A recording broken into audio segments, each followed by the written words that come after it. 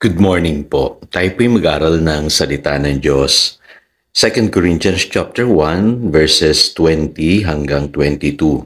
Sapagkat kay Kristo ang lahat ng pangako ng Diyos ay palaging oo.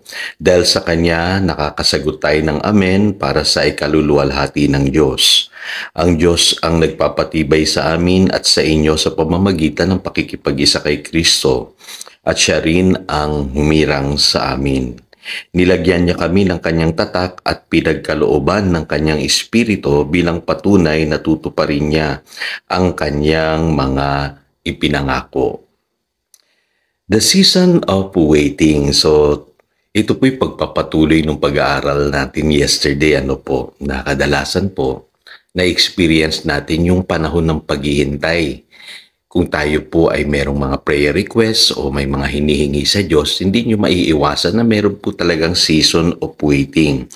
At karamihan ng akala natin ang pinoproseso ng Diyos ay yung ating panalangin. Pero more than that, tayo po ang pinoproseso ng Diyos. Para pagdating ng ating mga hinihingi sa Kanya, tayo po ay karapat-dapat at yung mga pagpapalang inilaan ng Diyos sa atin ay hindi masasayang.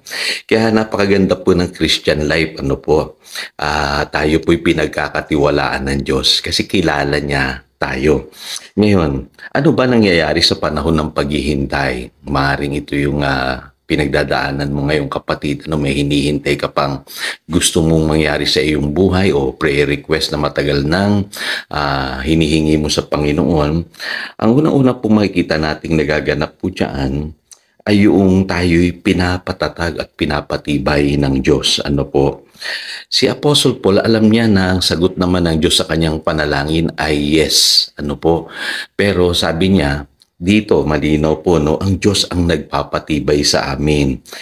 At alam niyo po, yung katotohanan niya napakahalaga kasi sa panahon ng paghihintay, dito tayo pinatatatag ni Lord. Kaya familiar tayo doon sa Isaiah 40 verse 31, di po ba?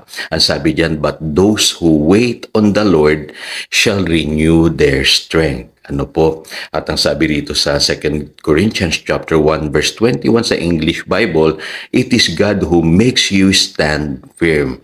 Kaya kung ikaw ay naghihintay, kapatid, lagi mong iisipin na mag-focus ka lang sa iyong spiritual growth.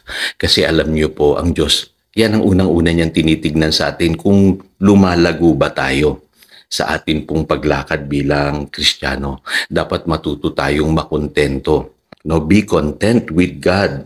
At sa Psalm 46 verse 10, ang sabi diyan, be still and know that I am God. Minsan may mga bagay na hindi tayo maintindihan talaga Bakit kailangan pa tayong maghihintay? Bakit hindi na lang basta ibigay ng Lord?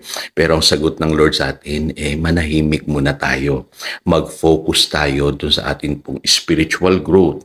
Kasi sabi sa 1 Peter chapter 5 verse 10, pagkatapos niyong magtiis sa loob ng maikling panahon, ang Diyos na siyang pinanggagalingan ng lahat ng pagpapala, ang siyang magbibigay sa inyo ng kaganapan, katatagan, at lakas ng loob, at isang pundasyong di matitinag. Kita nyo?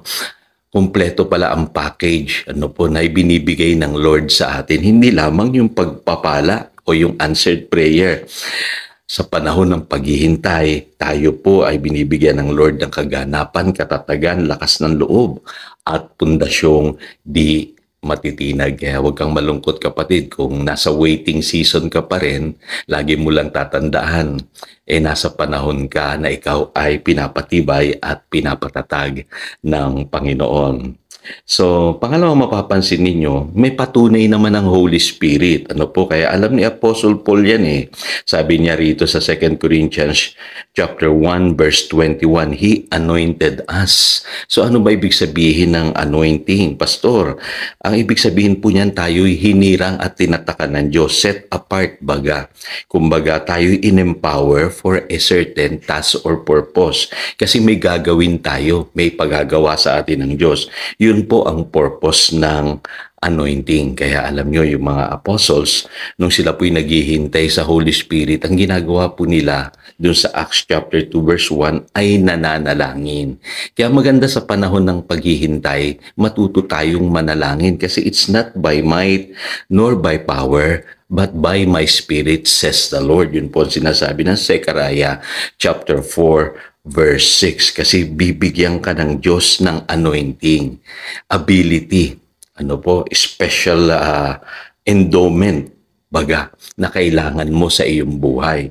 Yan ay pwedeng sa spiritual, sa ministry, or sa mission mo, or pwede rin sa secular, may anointing para po sa specific na trabaho, or negosyo, or skill, or sabihin na nating mga bagay na minsan hindi mo kayang gawin, pero kapag ikaw ay nananalangin, yung anointing ng Panginoon napupunta sa iyo at magugulat ka, magagawa mo yung hindi mo kayang gawin dati. Kasi ganun po ang anointing, pinapalakas ka, sinusuportahan ka ng Lord, binibigyan ka niya ng special na kapangyarihan para magawa mo yung pinagagawa niya sa iyo. At alam niyo po, ang Holy Spirit din, patuloy na nagbibigay yan ng vision. Kaya mahalaga na huwag natin i-give up basta-basta yung ating vision. Kasi malinaw po ang sabi, the Holy Spirit guarantees what is to come. Ang galing po. Kaya minsan may mga pangarap tayo, vision tayo na hindi maalis-alis sa ating isipan. Nakala natin, kadalasan tayo lang yun. Pero ang Holy Spirit pala ang naglalagay nun kasi ginagarantiya niya kung ano yung mangyayari sa iyong buhay. At huwag kang pabago-bago ng isip, kapatid, kasi sabi sa Santiago or James chapter 1 verse 7 and 8, huwag umasang tatanggap ng anuman mula sa Panginoon ang taong pabago-bago ang isip at di alam kung ano talaga ang nais niya. Panghawakan mo yung vision na ibinigay sa iyo ng Panginoon habang ikaw ay naghihintay. So tayo po'y manalangin.